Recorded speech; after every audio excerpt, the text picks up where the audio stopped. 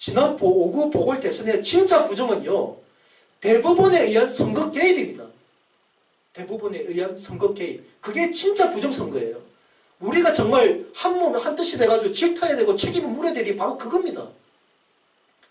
자, 그 차원에서 제가 홍준표 전 대표, 홍준표 제가 후보죠. 이에 대해서 제가 말씀을 좀 드리겠습니다. 지금 최근에 우리 우파 진영에 보면은, 많이 보면은 홍준표가 대안이다. 홍준표 중심 뭉쳐야 된다. 이런 얘기를 하시는 분들이 있어요. 좋습니다. 저도 홍준표 의원에 대해서 저도 존경합니다. 그분 능력 충분히 인정합니다. 그러나 지난 보궐대선 때 무슨 일이 있었는지 우리 잊었나요? 우리 강원도에서는 우리 그때 당시 우리가 새누리당을 창당했죠. 우리가 새누리당을 창당을 해가지고 그들이 버렸던 새누리당을 우리가 다시 재창당을 해서 지난 보궐선거 전에 이미 홍준표는 대법원의 사건이 계류가 돼 있었어요. 대법원에 본인 재판이 계류가 되어 있는 상태에서 대통령 선거에 나온 거예요. 네? 우리 강원도는 경험했지 않습니까? 과거 2010년도에 이광재 알죠? 강원도 전 도지사. 이광재가 2010년도 지방선거 때 이미 그 사람도 대법원의 사건이 계류 중이었어요. 정치자금법 위반, 그 박영찬가요? 정치자금법 위반 사건이 계류 중이었는데 자기는 무죄를 결백을 주장하면서 자기는 무죄입니다. 그러니까 유권자 여러분 믿어주십시오. 반드시 무죄됩니다. 이렇게 선언했던 사람들. 결국 됐잖아요. 당선됐죠. 물론 당선 과정에서 공작 선거가 있었습니다. 이광재 부친 정치 테러 사건이라는 명백한 그것도 좌파 민주당 지지자에 의한 공작 선거예요. 공작 테러였어요. 그걸로 인해 가지고 이제 몰표를 받아가지고 당선됐긴 했지만 그럼에도 불구하고 당선됐지만 결국은 어떻게 된 대법원에서 유죄 판결 받았잖아요. 네? 이광재가 유죄 판결 받는 바람에 7개월 만인가 6개월 만인가 바로 도지사에서 아웃돼가지고 우리 강원도민의 혈세 300억이 들어가 다시 재선거를 치르지 않았습니까? 그런 상황에서 홍준표가 그때 대법원의 사건에 계류 중이었던 게 현실이었는데 무슨 일이 있었냐면요. 선거운동 기가 막힙니다. 그때가 선거운동이 4월 17일부터 이제 선거운동이 개시가 됐는데 선거운동 개시 하루 전날에 4월 16일 날 대법원 그 공보관이 나와서 TV에서 홍준표 사건을 대법원 2부 김창석 판사에게 배당을 했습니다라고 대법관에 배당을 했다고 딱 선언을 해버려요. 그러면서 김창석 대법관은 신속하게 재판을 진행합니다라고 발표를 해버립니다. 무슨 일이 벌어졌습니까? 그때 당시에 다 잊었나요? 네? 그럼 이게 뭐야? 이거 홍준표 뭉쳤다가 이 선거 홍준표 지지하다가 유죄 판결 나가서 아웃돼버리면 이거 안철수하고 문재인 둘이서 싸우는 거 아니야? 그럴 수는 없잖아.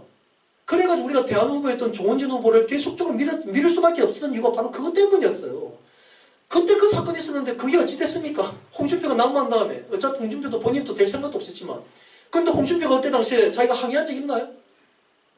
홍준표 후보가 자기가 대통령 국회의원 선거도 아니고 대통령 선거 하루 전날 선거운동 하루 전날에 자기 사건을 대법원에서 몇 수개월째 계속 이제 계류시키다가 하필이면 선거운동 하려고 하니까 하루 전날 대법원 사건에 배당을 해버리면 선거에 치당한 영향을 줬잖아요. 치당한 영향을. 그런데 홍준표 그에 대해서 한마디도 못했어요. 그런데 그 선거 결과 언제 나온 줄 압니까? 언제? 12월 22일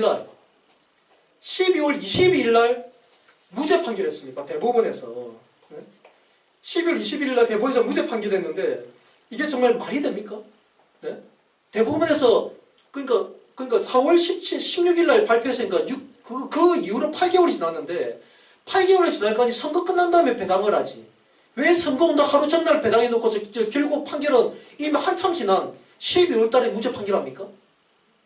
이게 대법원의 선거 개입 아닌가요? 네? 일국의 대통령이 과거에 노무현 전 대통령이 어떻게 했습니까? 노무현 대통령이 총선 때 발언, 정치적인 발언해가지고 열린우리당을 지지해달라 이런 식으로 발언해가지고 정치에 선거 개입했다고 대통령이 선거 개입했다가지고 선관위에서조차도 지적을 했고 헌법재판소에서도 분명히 그거는 잘못이라고 지적했을 정도였습니다. 대통령이 그런데 삼권분립의 명확한 법원에서 그것도 이거는 정치적인 것도 아니고 국민이 자기 지도자 대통령을 뽑는 국가의 운명을 결정하는 대통령 선거 하루 전날에 배당을 해가지고 결국 무죄될 걸. 네? 그럼 빨리 무죄 때리든가. 무죄될 걸. 그렇게 해가지고 선거에 영향을 줬는데 지금 아무도 책임을 안 묻고 있어요. 자, 그래서 내가 홍준표 후보한테 분명히 얘기합니다. 그리고 홍준표 후보를 지금 뭐 희망이라고 얘기하시는 분들 분명히 제가 경고를 합니다.